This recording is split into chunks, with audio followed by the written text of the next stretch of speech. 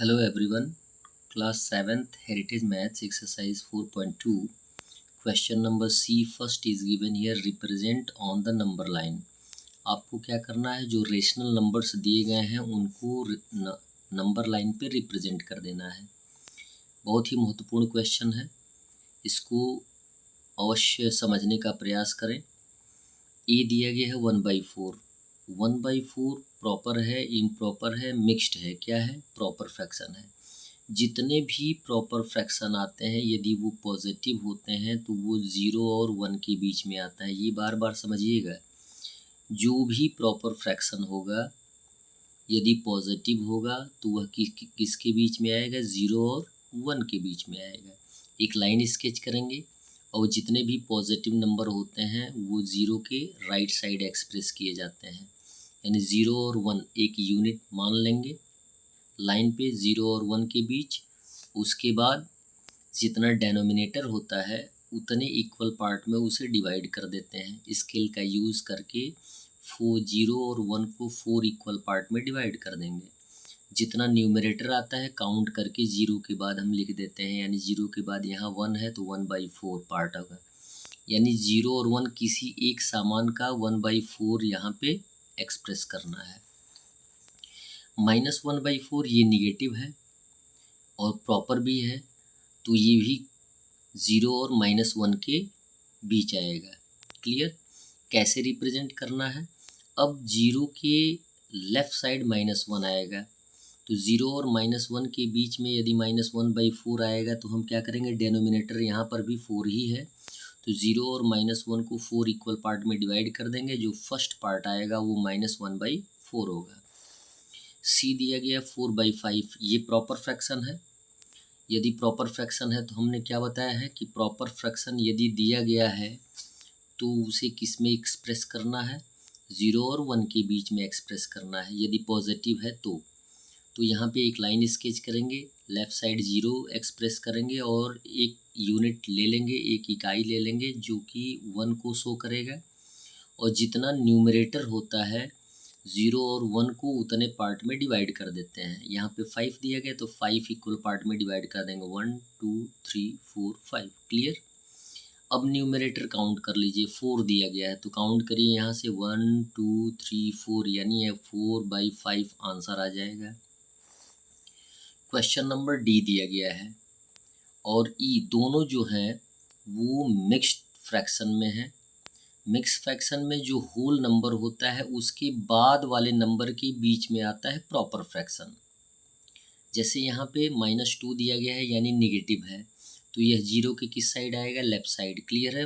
-2 complete है तो हम क्या करेंगे, यूनिट डिजिट -1 -2 हम लिख लेंगे, एक्सप्रेस कर लेंगे। अब जो प्रॉपर फ्रैक्शन 1/5 है वह किसके बीच आएगा, ऑलरेडी -2 तो कंप्लीट है, उसके बाद दिया जाएगा -3, यानी 1/5 किसके बीच आएगा, -2 और -3 के बीच में। न्यूमरेटर कितना है, 5, तो -2 और -3 को 5 इक्वल पार्ट में डिवाइड कर देंगे। फिर राइट साइड से काउंट करेंगे लेफ़्ट साइड की तरफ। न्यूमरेटर कितना है, 1, तो -2 के बाद क्या आएगा, यहाँ पे 1 आएगा, यानी हो जाएगा 1/5, -2 होल 1/5। नेक्स्ट टर्म दिया गया है ई, ये क्या है, पॉजिटिव है, और होल नंबर क्या है, 3। होल नंबर में एक प्रॉपर फ्रैक्शन भी है, तो प्रॉपर फ्रैक्शन किसके बीच में आएगा, 3 और 4 के बीच में। जबकि ये पॉजिटिव है तो ये 0 के किधर आएगा, राइट साइड आएगा, तो हम क्या करेंगे, होल नंबर 3 तक पहले ही लिख लेंगे, 0 1 2 3, 3 हमने लिख लिया। अब जो प्रॉपर फ्रैक्शन है वो किसके बीच आएगा, 3 और 4 के बीच में आएगा। क्लियर? थोड़ा ध्यानपूर्वक आप सुनिएगा। जो प्रॉपर फ्रैक्शन है वो 3 और 4 के बीच में आएगा, और डेनोमिनेटर जो दिया गया है वो 8 है, तो हम 3 और 4 को कितने इक्वल पार्ट में डिवाइड करेंगे, 8 इक्वल पार्ट में डिवाइड करेंगे, और उसके बाद न्यूमरेटर काउंट कर लेंगे। क्या काउंट कर लेंगे, न्यूमरेटर कितना है, 5, तो यहाँ से काउंट करेंगे 1 2 3 4 5, यानी ये हो जाएगा 5/8 पार्ट, यानी 3 whole 5/8 part. Clear? Question number 2 दिया गया rewrite in standard form. Standard form means होता है काट कर छोटा कर देना। 8/6 है, दोनों इवन नंबर है, 2 से कट जाएंगे, 2 4 जा 8 एंड 2 3 जा 6। अब किसी एक नंबर से नहीं कटेंगे तो माइनस आंसर लिख देंगे -4/3। बी दिया गया -8/10, दोनों इवन है, 2 से डिविजिबल है, 2 4 जा 8, 2 5 जा 10, आंसर आ जाएगा -4/5। सी दिया गया है 25/45, 5 से दोनों कट जाएगा, 5 5 जा 25, 5 9 जा 45 और फिर आंसर लिख देंगे 5/9।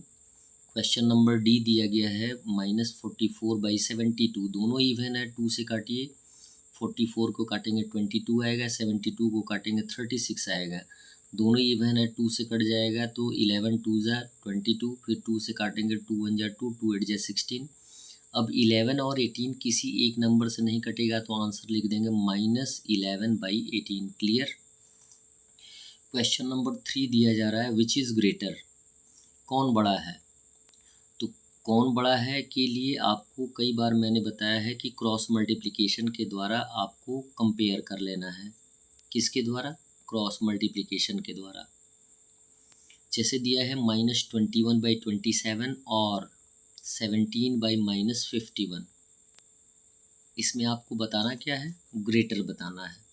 इसमें तो बड़े ही आसानी से आप आइडेंटिफाई कर सकते हैं कि ग्रेटर क्या पॉजिटिव होता है या निगेटिव होता है।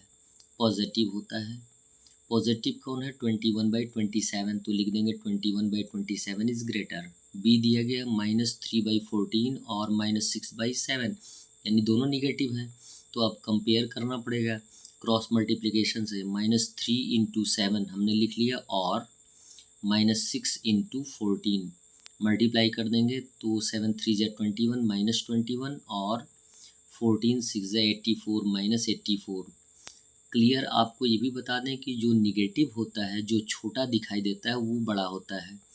यानी -21 क्या है? -84 से ग्रेटर है। तो ये किसका है? -3/14 का, तो लिख देंगे -3/14 is greater. Clear.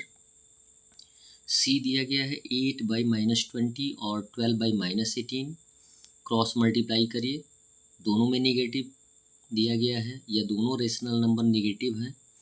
Cross multiply करेंगे 8 × -18 और 12 × -20, मल्टीप्लाई कर दिए 18 से 8 में तो -144 आ जाएगा, 12 से -20 में मल्टीप्लाई करेंगे तो -240 आ जाएगा। क्लियर। अभी हमने आपको बताया है कि जो निगेटिव नंबर छोटा होता है वो बड़ी होती है, तो -144 इज़ ग्रेटर दैन -240, तो आंसर में किसका आ जाएगा? 8/-20 is greater. That's all. Video को लाइक करें और चैनल को सब्सक्राइब करें। धन्यवाद।